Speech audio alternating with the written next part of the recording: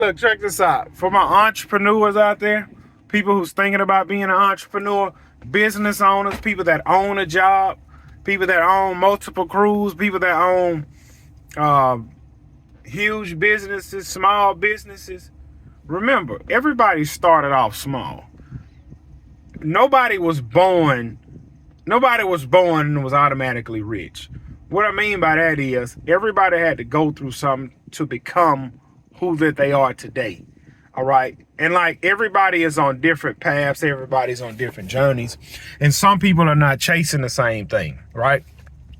I can give you an example. And I can use lawn care because I'm in lawn care. You have some guys who start doing lawn care and off the bat, and look, they immediately want crews. They want 2-3 trucks on the road, 4 trucks on the road. And some people don't want that, right? Some people don't want 4 or 5 trucks on the road. Like some people do, and some people don't. Right? Now look, for a man to take a risk and bet on himself and actually make it, some people are lucky they can do it first. Look, some people are lucky they hit a home run first swing out the gate. Some it take a while. Now look, this fool gonna got behind me. Want to act a listen? I'm telling you right now, this fool wanted to run in the back of me.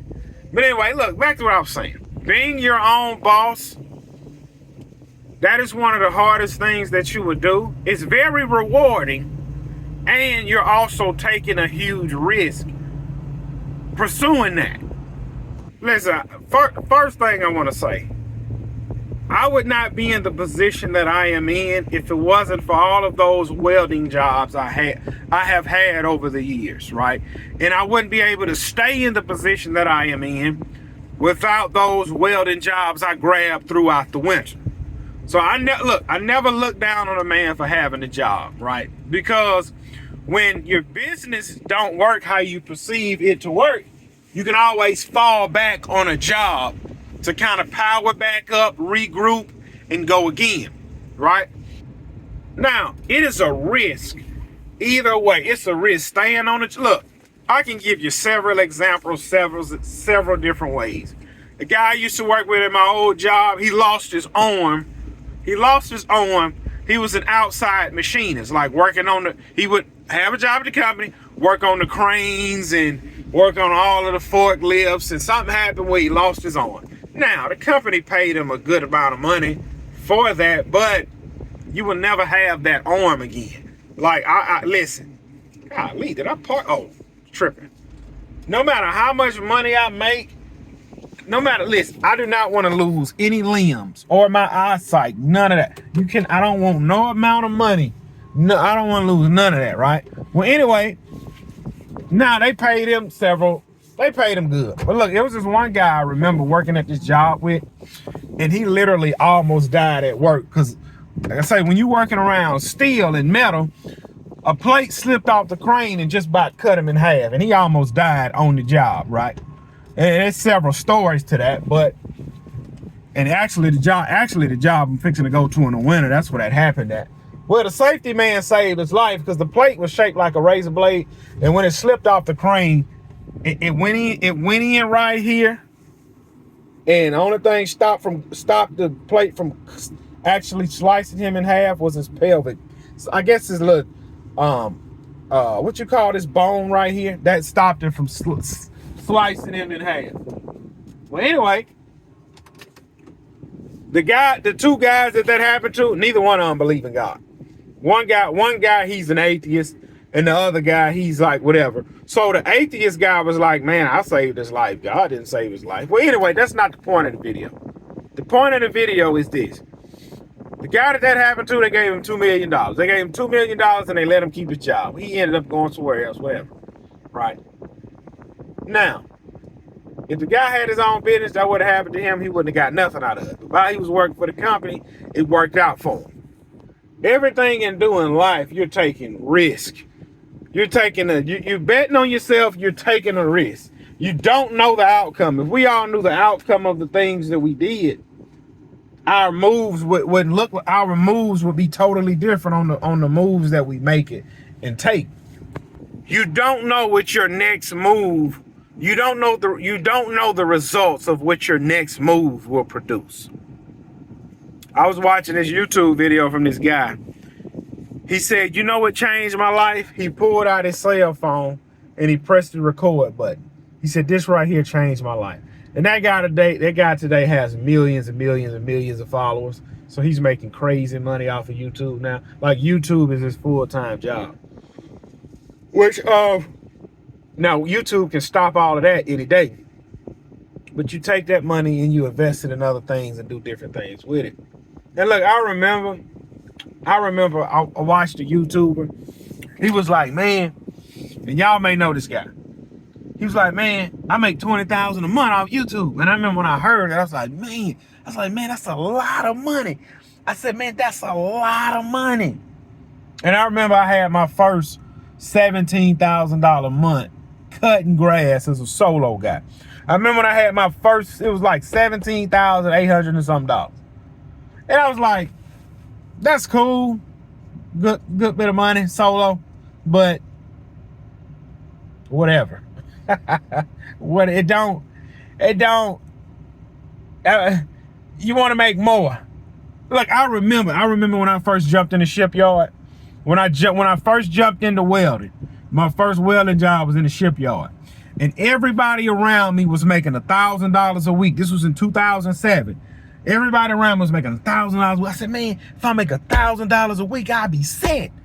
Because I was working 7 days. I was working 6 days a week, and that check was $662. I said, bro, if I make $1,000 a week, man, I'd be rich. I wasn't number 18 at the time. That's a lot of money.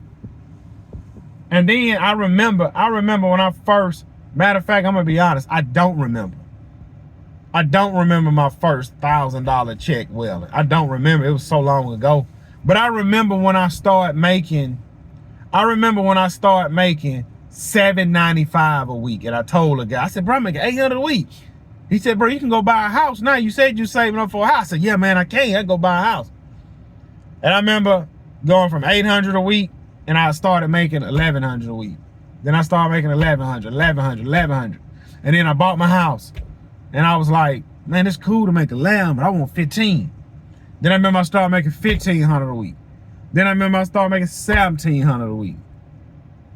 And it's like, no matter how much you make, you always want more. Like now in lawn care, I want 10 grand a week. I want to stop when I'm making $10,000 a week. And it's going to take me a little while to get there because I don't want to be a zip code chaser. If I leave my zip code, I can make the 10,000 faster. But I don't want to leave my zip code to make the 10,000. I want to stay in my zip code. And that may take me another 2-3 years to get there. But it's not, oh man, I ain't making 10, because you'll be like, well, I'm making 6, well, I'm making 7, I'm making 8, now I'm making 10. And I know I'm not gonna get there solo, and I'm not trying to get there solo. But you have goals in life where you start working towards certain things to achieve certain things that you are trying to achieve. And your whole life is nothing but a journey. The destination is the finish line. Everybody's gonna reach that finish line, whether you achieve the things you want to achieve or not. I said it once, I'll say it again. Average person only gets 70 years and it's over. I'm 35, I got another 35 to go. And guess what? My next 35 years isn't about, man, I gotta get 10 grand a week, I gotta get 10, I gotta get 20. No. My next 35 is preparing my daughters for life. Like I said before, I just want to see all these girls get married to God-fearing men. Because I know if they marry a God-fearing man, they straight. Or, if they stay single, it's cool. But you would rather, look, when a man, the majority of men, not all, the majority of men is willing to die for their wife. Like something happened, like, man, I'm going to lay my life down for my wife, for my kids.